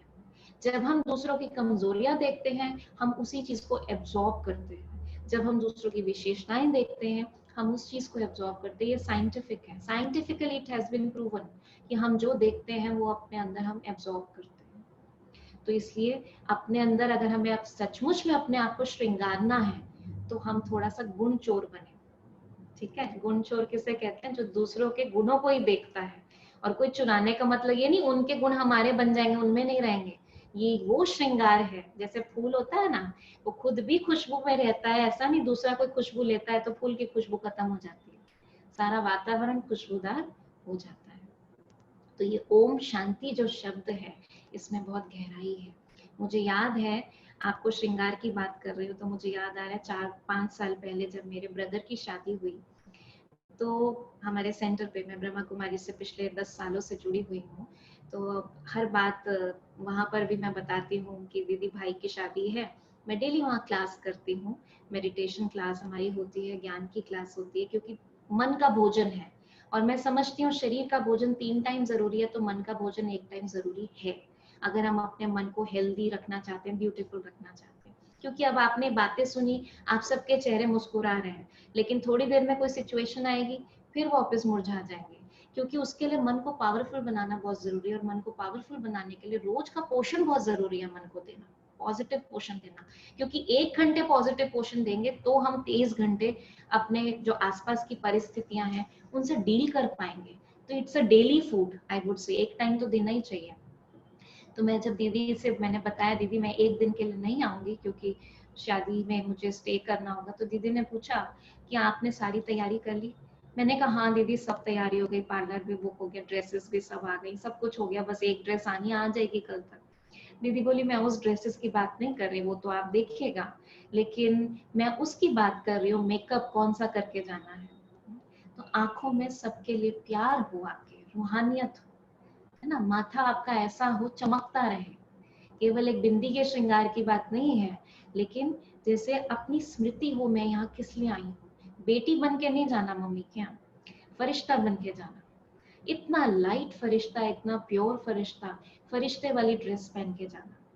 तो कोई स्थूल ड्रेस की बात नहीं है, वो तो आप अपनी महंगी से महंगी लो, बुटीक वाली लो, जो मर्जी लो, लेकिन आपका ड्रेस कौन सी होती है?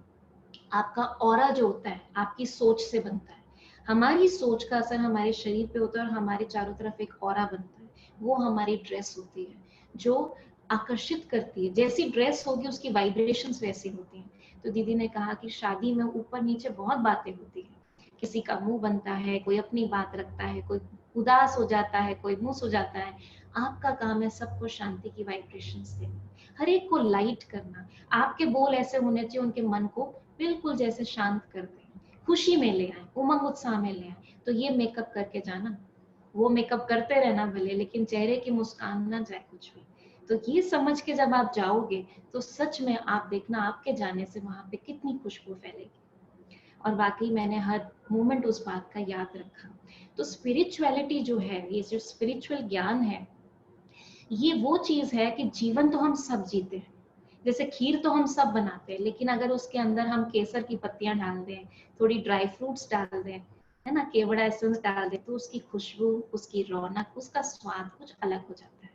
तो जीवन तो हम सब जीते हैं, लेकिन जब ये आध्यात्मिक ज्ञान हमारे जीवन में आता है ना, ये शक्ति हमारे जीवन में आती है उसको धारण करने की, तो उससे हमारा जीवन भी वो खुशबूदार खीर की तरह हो जाता है, जो देखने में भी सुंदर लगता है, टेस्ट भी बढ़ जाता है और उसको ताकत भी ज्यादा देता है, रॉयल्टी भी आ जाती है उसके अंदर। तो हमारी पर्सनैलिटी में रॉयल्टी का श्रृंगार होना चाहिए, वो ब्यूटी होनी चाहिए कि अगर हमें कोई भी देखे, ऊपर का श्रृंगार भी करना चाहिए, वो भी सुंदरता को बढ़ाता है, लेकिन अगर अंदर का हमारी खूबसूरती ना हो तो ऊपर का श्रृंगार किसी को थोड़ी देर अच्छा लगता है, फिर नहीं अच्छा लगता। तो एवर ब्यूटी, हमारी जो इनर ब्यूटी है, वो हमारा जीवन सदा श्रृंगारित रहे।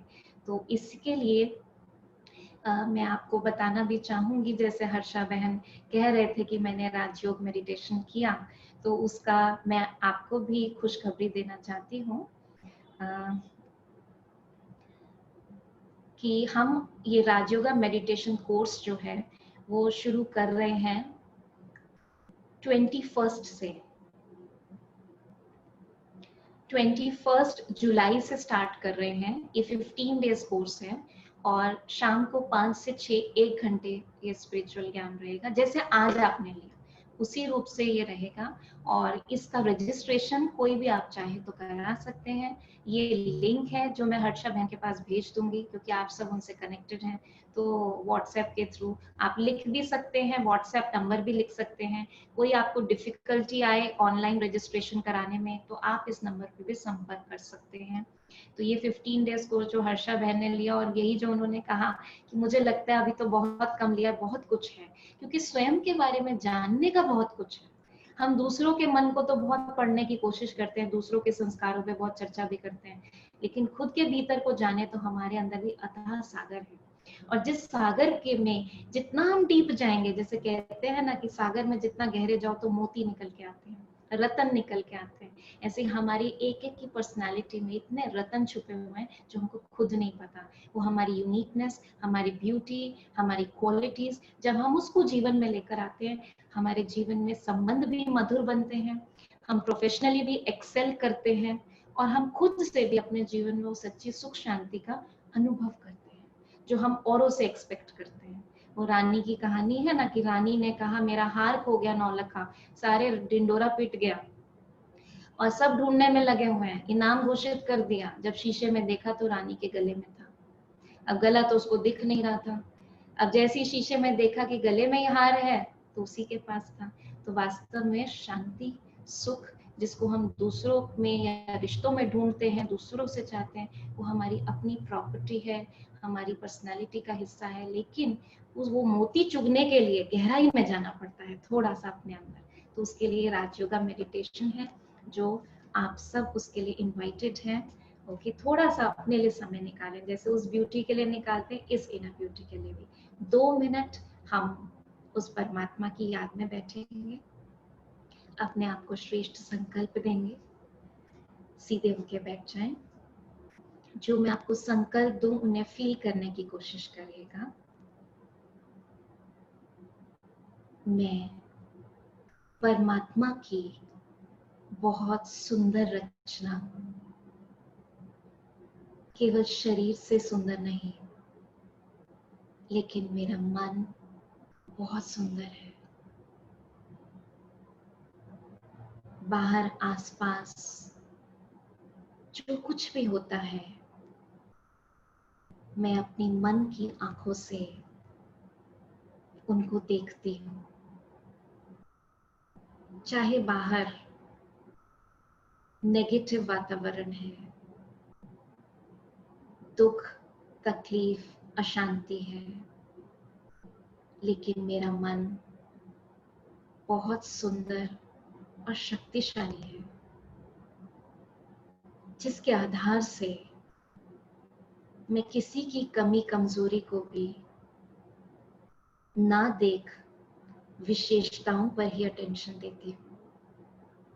और जितना जितना मैं आसपास के लोगों में विशेषताओं को ढूंढती हूँ, मेरा खुद का श्रृंगार विशेषताओं से होता जाता है।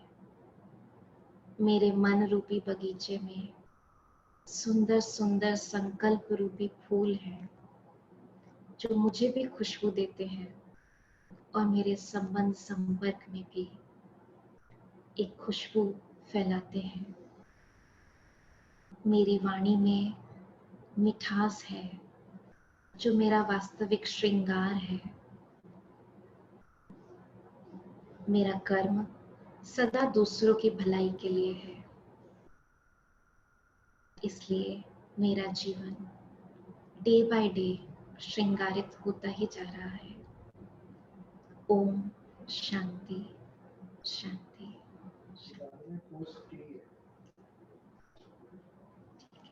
तो ये शुभ संकल्प देना भी एक मेडिटेशन का रूप है जो हम राजयोगा मेडिटेशन में सीखते हैं। और ये कोर्स एब्सोल्युटली फ्री है, इसके कोई चार्जेस नहीं है, क्योंकि परमात्मा का ज्ञान है। भगवान अपने बच्चों से क्या फीस लेगा, हम तो सिर्फ निमित्त हैं। उसका ज्ञान जो हमने पाया है ना, ब्रह्मा कुमारी सेंटर्स पे जो परमात्मा का ज्ञान मिलता है वो हमने अपने जीवन में सीखा और वही आपको ट्रांसफर कर रहे हैं। अपना तो कुछ नहीं है, अपना तो सिर्फ अनुभव है उस ज्ञान का जो वास्तव में वाकई हमने लिया और रियलाइज किया कि कितना जीवन में वाकई हमने अपने आप के जीवन को ही अच्छा होते हुए भी क्या बना रखा था।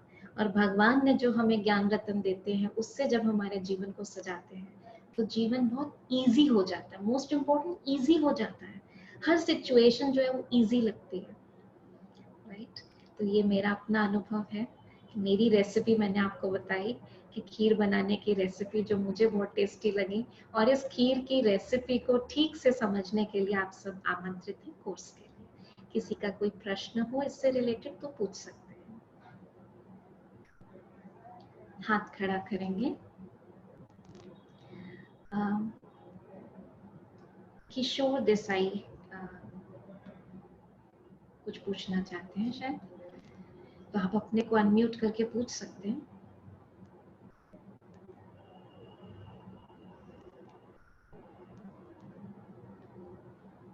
किसी का कोई प्रश्न है? ये शायद पहले से ही हाथ खड़े हुए थे, ठीक है। तो शायद किसी का, अच्छा, अपनी श्रव्या बहन का एक प्रश्न है। हाँ, आप प्लीज अनम्यूट करेंगे। अनम्यूट करना पड़ेगा, आपकी आवाज ऐसे नहीं आएगी मुझे। उसमें जब मैं आपसे कह रही हूँ ना आस्क टू अनम्यूट, आपका पास आ रहा होगा कि इसको क्लिक करें।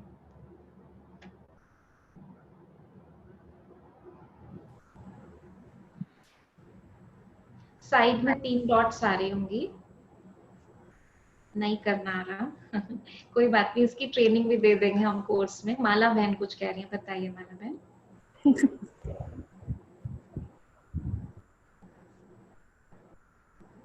नहीं, कुछ नहीं कह रही, ठीक है। तो मतलब यही है, क्या होता है कि हमारे स्पिरिचुअलिटी में, प्रतिभा जी कुछ कह रही हैं? अच्छा, तो हमारे स्पिरिचुअलिटी में, तो आध्यात्मिकता में एक बात कहते हैं कि अगर प्रश्न चित्त नहीं है, कोई प्रश्न नहीं है, इसका मतलब प्रसन्न चित्त है ना। All are happy, all are satisfied, कोई प्रश्न नहीं है, जो प्रश्न थे सबके उत्तर मिल गए, ठीक है ना। और फिर भी आज के सेशन के बाद प्रश्न आए तो you are always connected with us through Harsha बहन, आप अपना प्रश्न पूछ सकते हैं, उसमें भी आ सकते हैं। हाँ जी, कौन? हेलो, श्रव्या कामरा। हाँ, बोलिए बोलिए। हाँ हाँ जी, हाँ जी। गुस्सा बहुत जल्दी आता है, उसको 2-4 गाली निकाल देती हूँ, फिर ठीक हो जाता है, लेकिन दिल में बात रह जाती है। हाँ जी, उसके लिए क्या करूँ, बोलिए आप मदद। देखिए क्या होता है कि मन जब कमजोर पड़ जाता है, कमजोर मन का ये एक वो कहना चाहिए डिस्चार्ज बैटरी। एक छोटा सा एग्जांपल देके मैं आपकी बात का आंसर कहूंगी कि ये हम सबकी बात है, आपकी ही प्रॉब्लम नहीं है, हम सबकी बात है। तो मैं जनरल में बात कहूंगी कि मोबाइल जैसे डिस्चार्ज हो जाता है, तो कैसे पता लगता है? एक तो है कि आप देखिए मोबाइल में तो पता लग जाएगा, रेड मार्क आने लगता है। अदरवाइज आप बात कर रहे हो तो बात करते करते ना आपका कनेक्शन जो है वो कटने लगेगा, या उसकी आवाज यहाँ नहीं आएगी, हमारी आवाज वहां नहीं आएगी, या फोन गर्म होने लगता है तो हम देखते हैं अरे हाँ मेरी तो फोन की बैटरी खत्म हो रही है, तो हम फोन काट के चार्जिंग पे लगाते हैं। ठीक है, इसी रूप से अगर छोटी छोटी बात पे गर्म हो जाते हैं हम, गुस्सा आता है, उनकी बात हमें नहीं समझ में आती, हमारी बात उनको नहीं समझ में आती, है ना। कहते हैं आप तो दूसरी जनरेशन के हो, आपको हमारी बात समझ ही नहीं आती है। या हाँ, कभी कोई कभी तो इतनी तकरार हो जाती है हम कहते हैं इनसे तो रिश्ता ही तोड़ दो, ना मिलेंगे ना बोलेंगे ना प्रॉब्लम होगी। सच तो है। जैसे वो फोन की डिस्चार्ज बैटरी हो जाती है ना, ऐसे हम भी जब डिस्चार्ज बैटरी हो जाते हैं, हमारा मन भी जैसे सहन करते करते थक जाता है, डिस्चार्ज हो जाता है, और चार्जिंग का प्रोसेस आता नहीं, वो मोबाइल तो चार्ज करना आता है। यही मेडिटेशन काम करता है। धीरे धीरे धीरे धीरे मेडिटेशन जो है, जन्मों से जो आत्मा की बैटरी डिस्चार्ज है, हमारा मन कमजोर पड़ गया, उसको चार्ज करता है। एक दिन में नहीं आएगा, लेकिन धीरे धीरे धीरे धीरे ये चार्ज होगा, क्योंकि बैटरी तो जन्मों से वीक हो रही है ना, कुछ टाइम तो लगेगा। इसलिए मैं हमेशा सबको कहती हूँ कि 15 दिन का कोर्स भले करें, लेकिन अपने जीवन में कम से कम अपने आप को 3 महीने का टाइम डेली 1 घंटे जरूर दीजिए, क्योंकि बहुत डीप रूटेड संस्कार है, बहुत सारे जख्म है, उसको हील होने में टाइम लगता है ना। डॉक्टर के पास भी ऑपरेशन के लिए जाते हैं, वो स्टिच देकर छोड़ देता है, फिर क्या कहता है अभी हील होने में टाइम लगेगा, ये दवाइयां लेते रहना, ये प्रिकॉशन लेना, हाँ बीच बीच में दिखाते आते रहना, तो वो धीरे धीरे हील हो जाता है। तो ऐसे ही हमारे मन में भी बहुत जख्म लगे हुए हैं, बहुत सी बातें हैं, वो ऐसे एकदम से नहीं जाती, और इसीलिए जल्दी जल्दी गुस्सा आ जाता है हमको, मन कमजोर हो गया, गर्म हो जाते हैं हम अब सहन नहीं कर पाते, क्योंकि सहन शक्ति खत्म हो गई है। समझ में आ सोचते बात? हैं कि अभी गुस्सा नहीं करेंगे, लेकिन जब भी वो आदमी सामने आता है फिर आग बबूला हो दो जाता बातें हैं, एक है ज्ञान और एक है शक्ति। नॉलेज है, लेकिन नॉलेज को प्रैक्टिकल लाने की शक्ति नहीं है, मैं वही बात कह रही हूँ। बैटरी डिस्चार्ज है, उसको चार्ज करने के लिए ही ये मेडिटेशन कोर्स है। इसीलिए मैं आपको टाइम भी कह रही हूँ कि टाइम लगता है इसमें। 2 दिन बाद आप सोचेंगे अदिति जी 2 दिन हो गए मुझे सुनते हो, अभी तक मेरा गुस्सा कम नहीं हुआ। अरे डीप पेनिट्रेट करेगा, दवाई अंदर जाएगी, तब तो धीरे धीरे असर करेगी ना, है ना। तो इसके लिए थोड़ा समय देना पड़ेगा, कोई मैजिक नहीं है जो एकदम से चेंज हो जाएगा। आई होप थोड़ा सा क्लियर हुआ। बैटरी को चार्ज करना है, और हम जरूर कर पाएंगे, क्यों नहीं कर पाएंगे। सही प्रोसीजर से हम तार लगाएंगे तो करंट फ्लो करेगा, और आत्मा को कौन चार्ज कर सकता है? परमात्मा। तो मेडिटेशन में हम ये सीखते हैं कि आत्मा का कनेक्शन परमात्मा से सही विधि से कैसे लगाएं कि चार्जिंग हो। कनेक्शन तो हम सब लगाते हैं, पूजा भी करते हैं, सब चीजें करते हैं हम, लेकिन फिर भी डिस्चार्ज होते जा रहे हैं, कहीं ना कहीं तो कुछ कमी हो रही है। तो उसको किस रूप से हम कनेक्ट करें, वो हम सब सीखेंगे, उसके अंदर विधि से सीखेंगे ठीक से। ठीक है, ओके, चलिए, ओम शांति। हाँ, हर्षा बहन कुछ कह रहे हैं शायद। अभी समय देख रहा है, लेकिन अभी हमको और लगता है कि हमने और भी सुनना है आपसे, आपकी बातें, आपकी मधुर वाणी और सुनते जाए और सुनते जाए। हम आशा करते हैं कि हमारी बहनों का सच्ची में मन नहीं भरा है दीदी, आपको दूसरे सब्जेक्ट पे हम हाँ, जरूर लेकिन बुलाएं। अगर मैं अभी और सुनाऊंगी तो घर वालों से बहुत सुनना पड़ेगा आपको। नहीं नहीं दीदी, ऐसे नहीं होगा। ठीक है? हम आपकी तरफ चलेंगे ना, आप जैसे गाइड करोगे, आपके गाइडेंस के नीचे हमने कितनी दीदियों का आपने हमें सुनाया, दादियों का हमने बहुत सुना, और बाबा का हाथ हमारे मथे पे है, तो अभी ये माथा, ये शरीर पूरा ठंडा हो गया। किसी के लिए करते हैं ऐसे लगता है कि बस ये करना है, जैसे बाबा ने हमें बोला है कि आप ट्रस्टी बनो, तो ट्रस्टी के हिसाब से मैं हम देखते सभी को हैं। बताना चाहूंगी जो इस समय सुन रहे हैं कि हर्षा बहन जिनको बाबा कह रहे हैं, तो वो कोई स्थूल शरीर की बात नहीं है। हम परमात्मा को बाबा बोलते हैं, क्योंकि परमात्मा, हे प्रभु, हे भगवान जब बोलते हैं तो बहुत दूरी लगती है। जब हम उनको बाबा बोलते हैं ना, शिव बाबा बोलते हैं, तो शिव ऐसा बाबा लगता है, बोलते समीपता लगती है। तो कहीं कोई सोच रहा हो आप में से कि इनके भी कोई बाबा है क्या, कोई गुरु है क्या, ऐसा नहीं, नहीं, नहीं। उस परमात्मा परम सत्ता को हम बाबा कहते हैं प्यार से, जिससे कि एक से फीलिंग बाबा। आए कि उसका मेरे साथ क्या संबंध है। सो थैंक यू हर्षा बहन, आपने जो मेरे को इस परिवार से मिलाया, बहुत अच्छा लगा। कि आप हमें थैंक यू मत और बोलिए, हमें आपको थैंक यू बोलने की, हमें मालूम है आप कितनी बिजी रहती हो, फिर भी आपने समय निकाल के हमें इतना अच्छा सुनाया, जो कि हमें हमारे लिए बहुत कम है, लेकिन फिर भी हमारे कान में थोड़ा तो गया। ऐसे मैं आशा करती हूँ सब बहन। वो अपनी जयश्री बहन कुछ बोलना चाहती है, बोलिए जयश्री बहन। ओम शांति। दीदी आपका बहुत बहुत धन्यवाद। आज हमारे कान का श्रृंगार सही अर्थ में हो गया है। Thank you. कान का श्रृंगार आज हमारा सही हो गया आपकी वजह से। आपने बहुत अच्छा सुनाया, बातें सब आपने बहुत अच्छी सुनाई। आप दोबारा जरा फिर हम मिले, ऐसा हर्षाबेन से मैं अनुरोध करूंगी आपका प्रवचन आप सुनने। सब आइए, 21 तारीख से रोज मिलेंगे, रोज शाम को मिलेंगे इस टाइम पर। अच्छा मैं है। भारपूर्वक कहती हूँ, भार दे के कहती हूँ सच्ची में, कि जिनको इंटरेस्ट है ये 15 दिन का कोर्स जरूर करें, और अपने में इतने चेंजेस ये 15 दिन में आप देख पाओगे। तो जरूर जरूर अदिति दीदी का ये जो राजयोग का कोर्स है जरूर करना है। ओम शांति दीदी। का कोर्स ओम है। शांति। ओम शांति। ओम शांति। ओम शांति। ओम दादा शांति। बाबा आपका का जीवन कोर्स है। ऐसा ही श्रृंगारित रहे, बहुत सुंदर रहे, यही शुभकामनाएं। बहुत बढ़िया। ओम शांति दीदी। आत्मा नमस्ते।